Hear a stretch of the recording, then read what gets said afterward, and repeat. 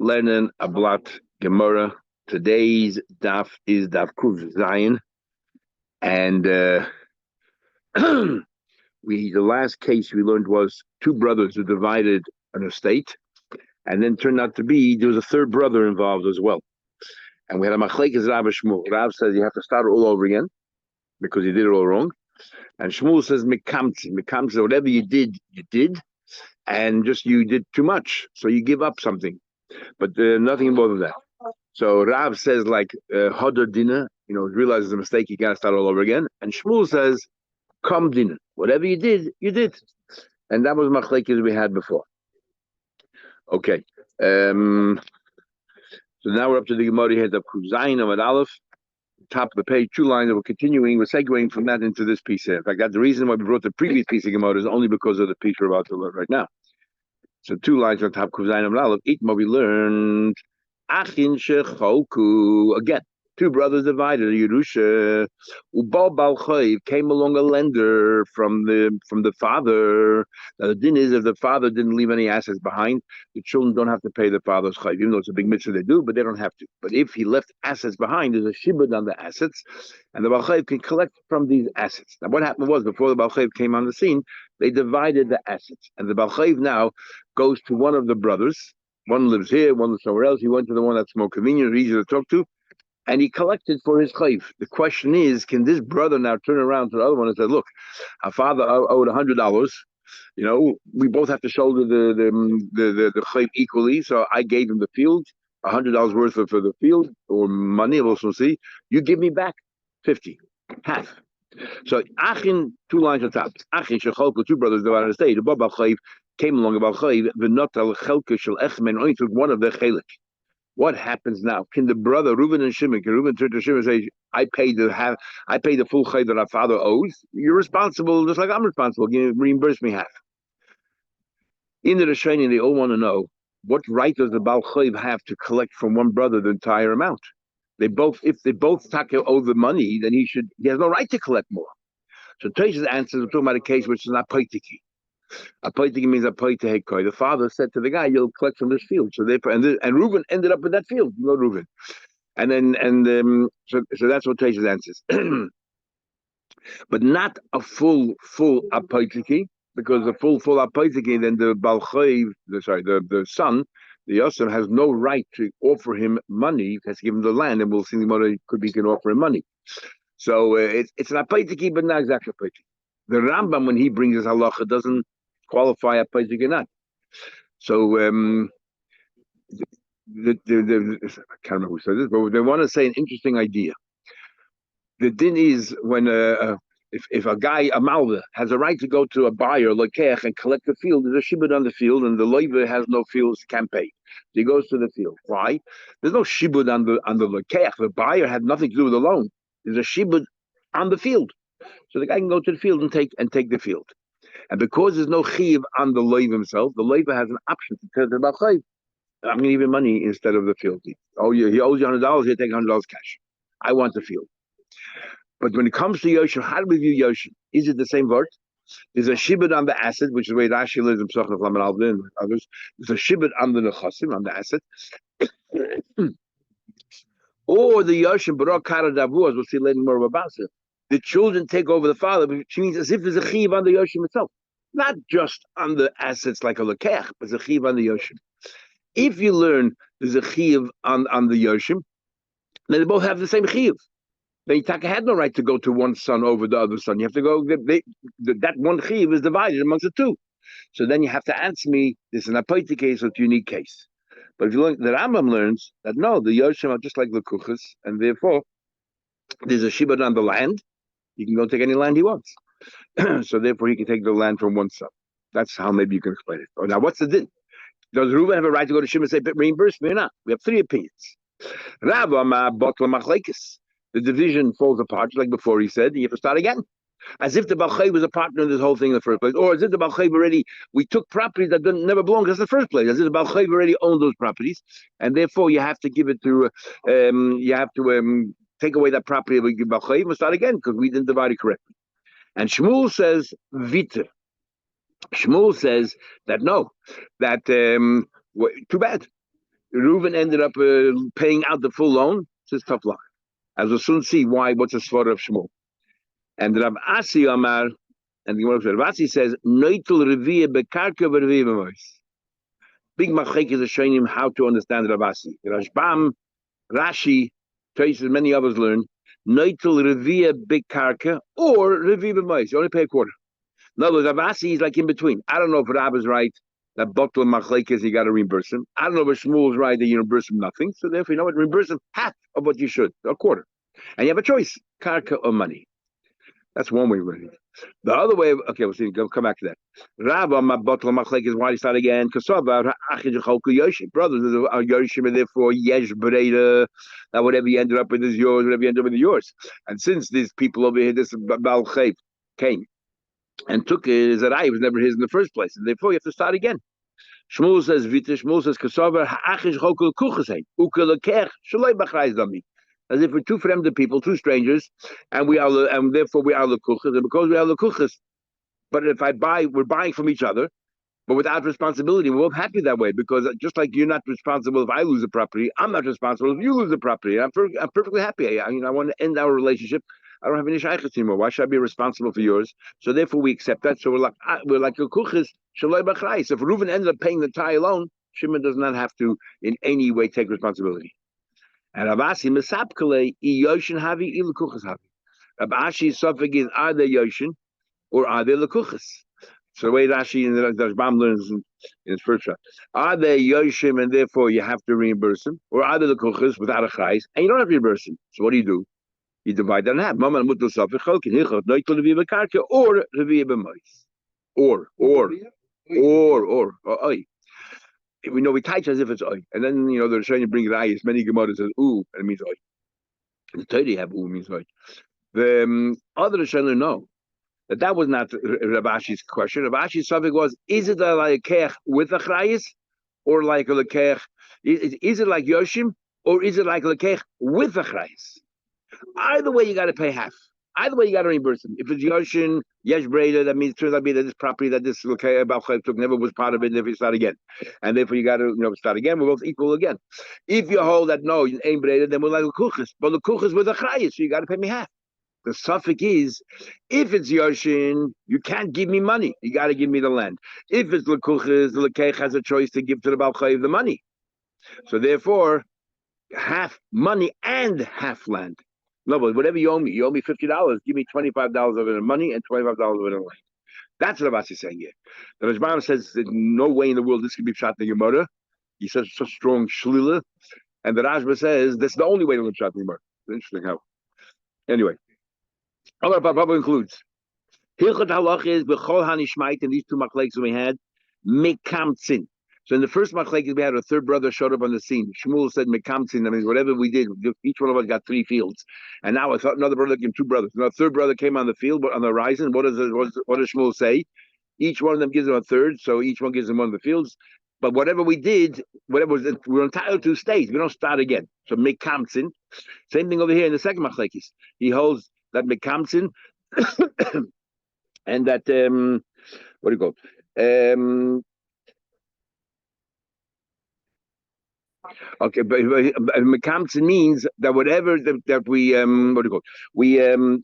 You have to pay me for what I paid out to this guy here. You have to pay me what I paid out to this guy here. Except you don't have to start again like Rav. It says bottle machlekes. He doesn't say Papa doesn't say bottle machlekes. He just says mekamtzin. Mekamtzin means whatever I have, but you got to reimburse me for the part that I gave away to the Balchayv. But the rest of it that I got. You don't start again. So that's why, but it's not exactly like Rav said. On the one hand, it is like Rav that you got to reimburse him, not like Shmuel says you don't. But on the other hand, Rav says, you got to start over again. And he says, no. He says that the Mekamtzin, you just reimburse me for whatever I did, but I want to keep the other lands that I received as the Yerusha. I want to start again.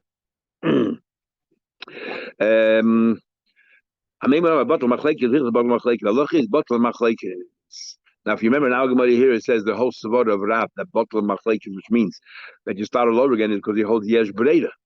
So because it is a big machlekes, a shiny, long shach, like I'm saying is whether the halach is Budaraisa, by the way the halach is yesh breder or ein breder, because the Gemara clearly seems to be saying halacha is yesh breder. Rabbeinu Tam changed his mind a few times. What's the halacha? Because his Gemara here comes out that we say yesh breder. A few other Gemaras sound like yesh breder, and then I have other Gemaras that says ein breder.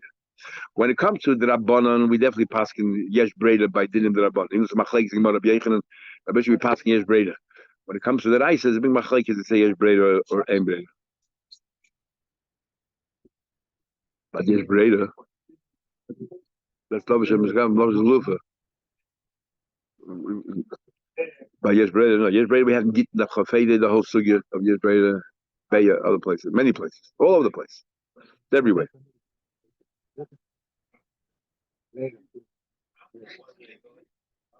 Yeah, Tarma we learned. Three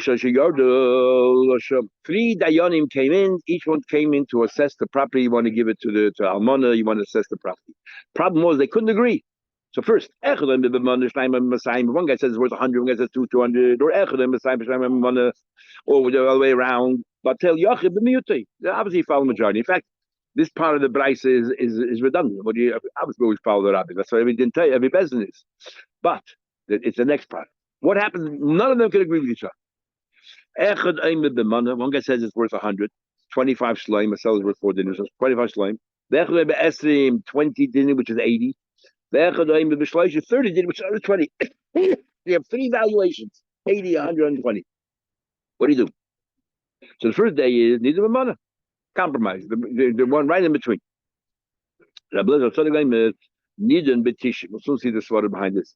You go 90. We look at the bottom two to fast the middle to fast. One guy says 80, one guy says 100. In between that is 90. We ignore the third guy completely. And the third opinion is look at the gap between the lowest and the highest. 80 versus 120 is 40. And there were 3 people there. So divide it into 3 parts. It's 13 and a third. You add that to the lowest, and therefore we'll say that's what the common thing is. It's 93 and a third. We'll explain right now. One says you do 100 mils mitziasa. Compromise. It's this one here, so it's right in between the 2 extremes. Perfect. Why 90? Because somebody holds teaching Shabbat. Because the truth, they're making a mistake. Rabbi says the first opinion is there's no mistakes. Each one thinks he's 100% right. They're not making an error. So therefore, we follow the middle. This is how you get a hachra, like hachra. That's machria. Rabbi says no, they're making mistakes. How much do we think they're making a mistake? The property really is worth $90. This guy made a mistake of $10. This guy made a mistake $10. The one who says $80, 20 sloyim, $80. The kotoi asar lachayde, he was 10 below. The one who says it's $100, kotoi asar lekamei, went up 10 above. And therefore, we know between the two, there must be.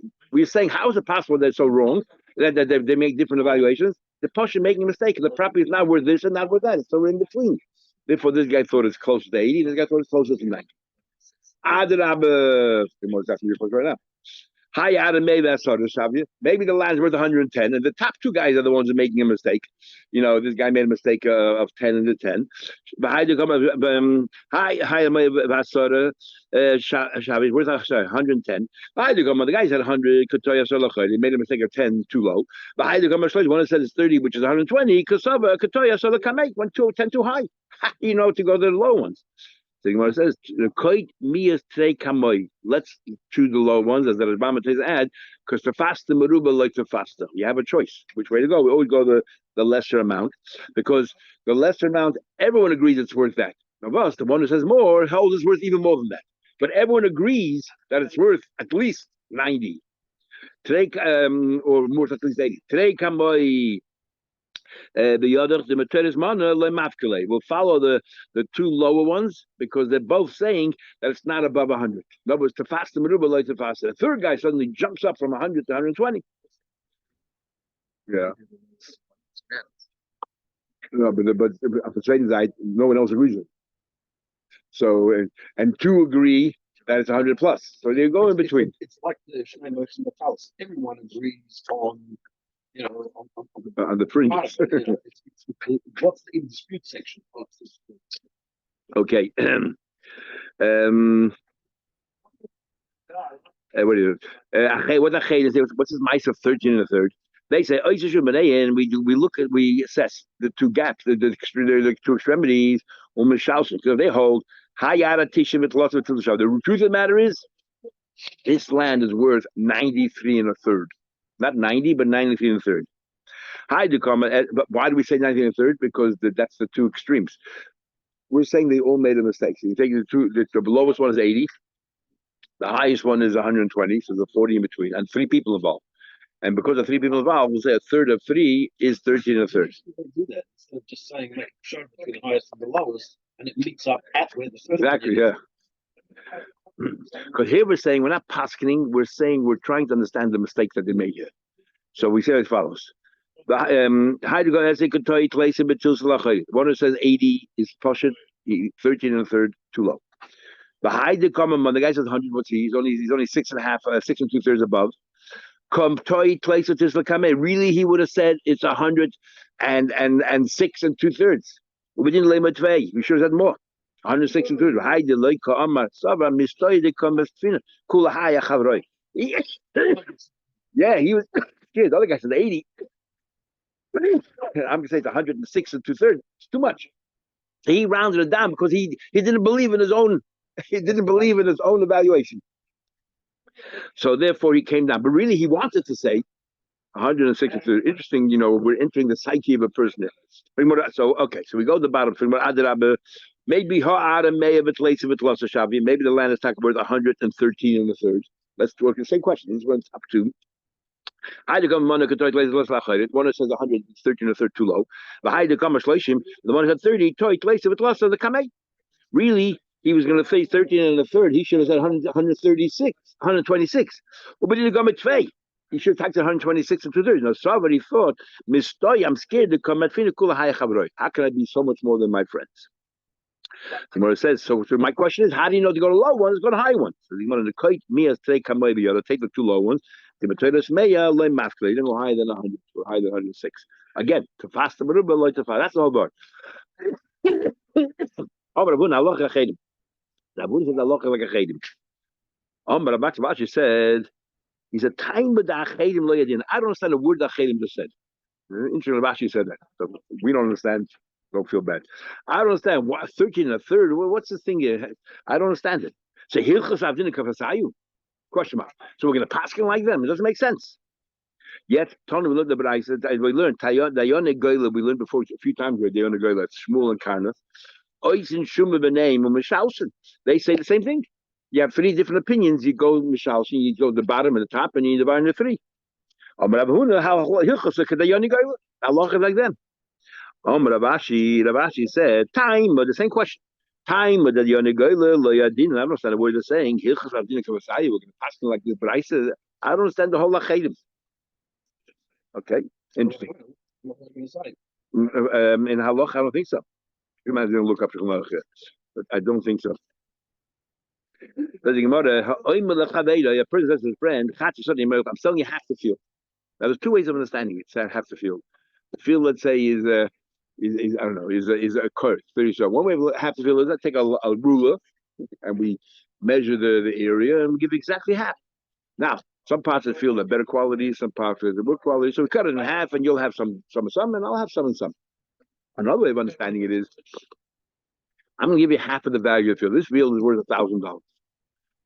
The part of the field, the left corner of the field, has premium soil, and that little section in that field is worth $500, and the rest of the field, which is very average, is worth $500.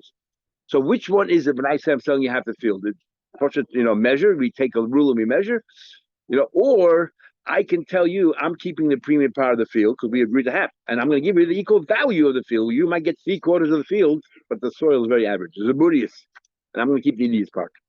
Says the Gemara will discuss it. You assess the value. So it doesn't say you measure, it says you assess, which the Gemara is going to learn. You take half the field. And Gemara is going to learn, we're talking about the valuation, not the size, because it says Mishamnin. You assess. Okay. I'm telling you half the field on the south side. Half the field on the south side. Again, Mishamnin Benaim, V'noitul Chetzia B'Dorim. What do you mean Mishamnim b'name? Just go to the south side and take that south side. Mishamnim means you assess the value, which is going to prove to the Gemara that I'm giving you value. In other words, we're going to value what that section of the south side of the field is worth, and I'm going to give you that if I want for the north side of the field or the west side. It might be a much bigger tract of land, but I'm going to give you the value. Now, who mekabel olav, and he accepts upon himself mokum hageder, big machlekes l'sheinim. Who exactly is the who? Who's the who? According to the Rashbam, it's a lekech. The buyer has to allot a part of the field to what do you call it? To give room, space to build a fence. He has to give a part of the field to build a fence. Sorry, it's a meicher. The Radi Batnur and others say it's the lekech.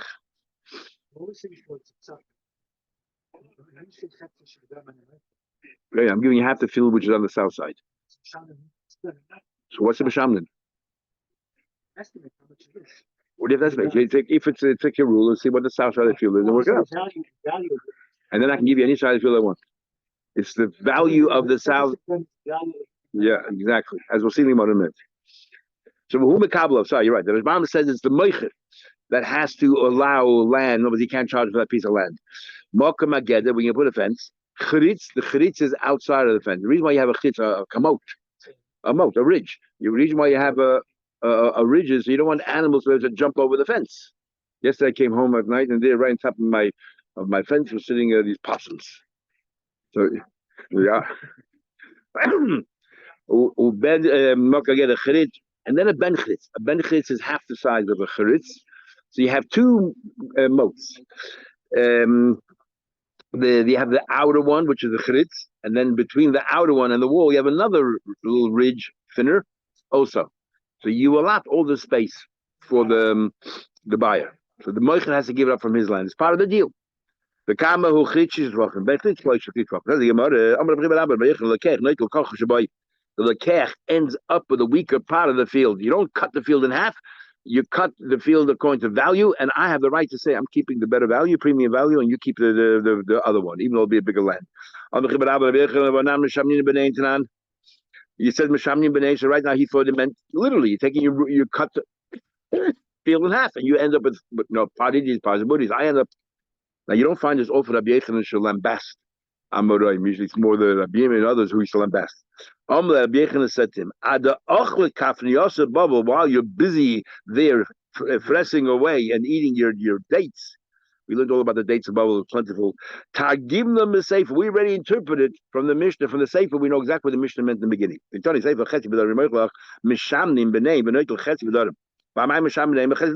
clearly, what's Mishamnin? So you take half the field on the south side. Just take it. It means money. It means take the value, whatever the south of the field is, and I'll give you any part of the field that I feel I want to give you. That value, equal to that value. It means money. We're measuring the field. I'm not giving you half the field, literally, half the value of the field. And I can choose the premium soil and you get the average. The chitz is all in the outside, the ben chitz is between the outer and the wall. They're both outside the field, not in the property, outside the property. What's the role of this ridge? Today, we don't want animals to jump. And the lava chitz. We don't want animals to jump. Sorry, they wouldn't have to jump. So what do you need two for? Just make the big wide ridge so the animal can't jump. What do you need the narrow for? This is 6 tvachim wide, and that's 3. What's the point of the 3 tvachim wide ridge? You have the 6 already, keeps the animals away. Nain, I did the rubber because 6 tvachim wide, there's plenty of ample space there for the animal to enter inside the ridge and jump from there. You can stand inside the ridge, and jump. But having another ridge there then becomes too far for the animal to jump from this ridge and get onto the wall. So who needs it? So make the benefits is too narrow for an animal. Most animals 3 tvachim wide to feel stable. They can jump up. Then I did the cotton because it's so small. The animal can stand there on the edge, the kafza, and jump up. The kama ben chritz and ben chritz tefach. What's the distance? The gap between the chritz and the ben chritz is a tefach. Hadna log base ikur